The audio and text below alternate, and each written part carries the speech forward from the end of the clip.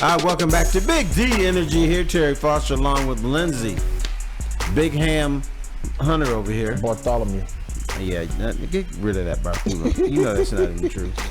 Now, there's panic in Detroit because the Lions lost to Green Bay. There's panic in Detroit because they didn't look good in beating Chicago. They had to rally to win. So, I will tell the story of this guy at the car wash who bugs me every year. Every time I go in there, this dude is telling me the Lions are they're going to win 15, 16 games. They'll start off 1-4. He said, T, I know they're off to a bad start, but they can still rally and make the playoffs. I ran into this fool the day after Thanksgiving when the Lions lost to go 8-3. You know what he told me? They're not going to win another game. That's it. He was so panicked after that game, they're not going to win again. Well, most of the fans here were after the loss to, and it was a rivalry game, so that adds a little more to it. After that loss to the Fudge Packers, people were down. People were critical of Jared Goff, and some of it is warranted.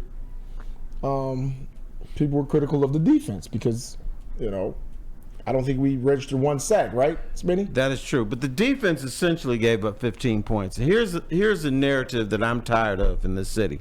Mm-hmm. When the defense plays bad, Aaron Glenn is on the hot seat. Right. When they play good or play well, we don't hear anything. We don't hear he's doing a good job. We don't hear anything about this man. We only hear his name when the defense is bad. We didn't hear anything about Dan Campbell gambling at the 23-yard line. Yeah, we heard about that. With a play, nobody's talking about losing this job. Well, I didn't hear no one say anyone should lose their jobs. I just heard people being critical of him, overly critical at times. Now, that play, I think, first of all, Dan Campbell is a gambler. He goes for more fourth downs than anybody in the NFL. That's the fact, right? Am I wrong or right?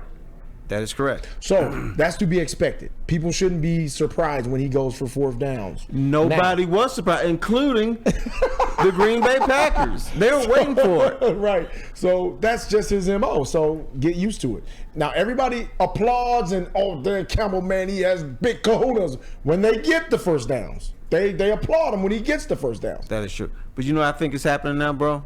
He's doing it too much. When you do a fake punt, part of the reason it works is because it's a surprise. Well, I think he's kind of, I don't know, getting the mantra of, hey, this is what we do, just like the tush push by the Philadelphia Eagles. You know every time it's 4th and 1, what's coming up. But you can't stop that. That's the difference. You can't stop the They're gonna push your ass off the field. Or push your tush right off the field. So there's nothing you can do that. I think the Lions should have an edict and say Dan Campbell can't do a fake punt for a month. Can't do it, bro. Sorry. He would have been better off putting his offense out there and going for 4th and 2. At least you have a better shot going to Goff to Amon-Ra St. Brown, because they knew you weren't going to punt. So you may as well put your damn offense out there. Yeah, I guess, but that's just what he does. Now, I don't agree with that one because they were so deep in the opponent's territory. You went for it, and you're basically giving up points. You're at least gonna they can kick a field goal right away, right? Correct. So that was a tough one. But I'm not so much on the panic side with the Lions. I'm not panicking because they're still 8-3. Like, what are you panicking for? If we went back to the beginning of the season and we said after 11 games the Lions are going to be 8-3, I don't know one Lion fan that would not take that. I know a few. Because they talking about, they're going to win 15 games this year. They're going to win 14 games. There's some fools out there. Now, the majority of people are saying they would have taken 8-3. But what happened here is the Lions got through the quote-unquote most difficult part of this series, of the season, and they were 8-2. Now everybody took a breathe and said, all right, they got the Bears, they got the Packers, they got all these bullshit teams, so they should start winning. Right. Well, they've had back-to-back games where they look pretty mediocre. No pass rush, and Jared Goff is turning the ball over. If you want to blame anyone for these losses, I think Jared Goff deserves most of the blame. Because in the National Football League, no matter how good or bad you are, if you hang on to the ball, you win. If you fumble or throw interceptions, you lose. Simple as that. We can talk about all this other stuff. Oh, you got to run the ball. You got to rush the passer. We got to do all this. We got to be good on special teams. You got to kick field goals. You got to, be good in the red zone. And it's all good talk. I enjoy talking about that. But here's the bottom line. Turn the ball over, you lose. Don't turn the ball over, you win. Well, I can't put all the losses on Jared Goff. The last one, I will say he played a bigger part in it. But he's been really good. Like, Jared Goff has been really good. Majority of the season, he's been really good. He's been a top 10 quarterback for the most part of the season. He struggled last game, but so did the offensive line. I think is this the first game that we can truly say the offensive line struggled? We can, because he got hit more times than he has all season. Right. I think he got hit more in this game than the whole season combined. You know what he said about after the Chargers game? They didn't touch me. Now, for the record book, it said that he got touched twice. But that's nothing. Right. This game, he got hit like 12, 13 times. So, Jared Goff has to understand, I'm not behind a bulletproof glass anymore. That I'm going to be rushed.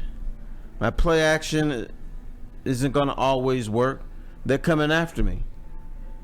So, he's got to pay closer attention to details. And that's just hanging on to the rock. Well, he had some fumbles that were questionable. I mean, the one when he was running, the guy just tackled him and it just... Right. It wasn't like he got blasted. I know. They just says he has small hands. He does have small hands. He's got tiny hands. Have you seen, what's the little mitten guy? The Whopper Jr. No, yeah, him. But no. You know whose hands he's got? The hamburger helper guy. Yeah.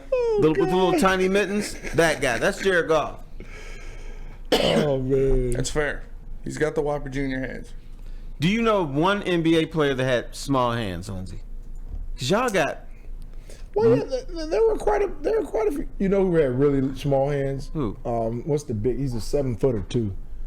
Played with the Atlanta Hawks. He had the big arms. Oh, God. Kevin Willis? Yes! Yeah. He had small hands. But even though he had small hands that were proportionate to his arms, his arms were short too. But they were muscular. No, he was huge, but his arms were short. I don't think he could stick his hands in his pocket. But his hands are probably only 3 times larger than mine. He had big hands in the grand scheme of things, but they were small NBA hands. Yeah, baby hands. The great Patrick Ewing only wore a size like 12 shoe. What's that got to do with his hands? Probably had small hands too. Little feet, small hands. But you know what? He had long fingers though. What? No, that's part of the hand. What do you mean? I know, but probably a little stump was small, but he had long fingers. Because when he used to take his jumper, you could see the fingers. They would just flick off the ball. No, the ball would just flick off his long fingers. Yeah, but I don't think he had tiny hands. No, but the one fumble that Jared Goff, the one he was trying to run, man, I felt bad watching him trying to run. Yeah, I know. He struggles trying to run. Some people shouldn't run. He had to though. He was running for his life. Well, what's his 40 time? 10 point what? That doesn't matter. Sure But it does. I think he thinks he can run. He can get out the pocket. But there's always somebody grabbing him from behind saying, no, you ain't going anywhere, brother. He knows he can't run. I don't know, man. Watching him in the pocket when pressure gets on him, it bothers him a little bit. And that's okay. Because most of the time he has a clean pocket, and most of the time, you know, I think more times than not they will, because their line is that good. I don't think he'll be bothered that much, you know.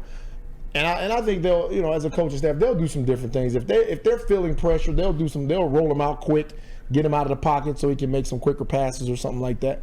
Roll him out when he can't move. How's he gonna roll out? It's a natural roll. You just run him out the pocket real fast. You can do that. Shoot, Tom Brady used to do it. He did. And Tom Brady was very slow. Jared Goff looks like he could be a little quicker if they put him in a wheelchair. Andrew roll him Smith out. said Goff looks like a can of tomatoes when he runs. What the He does. You know what I said about him when he runs? He looks like he's got a ham shoved up his ass when he runs. God. But you know what we forgot? Old Jarhead said Goff is truly mid. No, Goff is a good quarterback. Hey, fans, be careful. Be careful. Good win. Finish the sentence, Lindsay. Oh, he's a good quarterback. Jared Goff is a good quarterback when Everything around him is perfect. everything around him is perfect.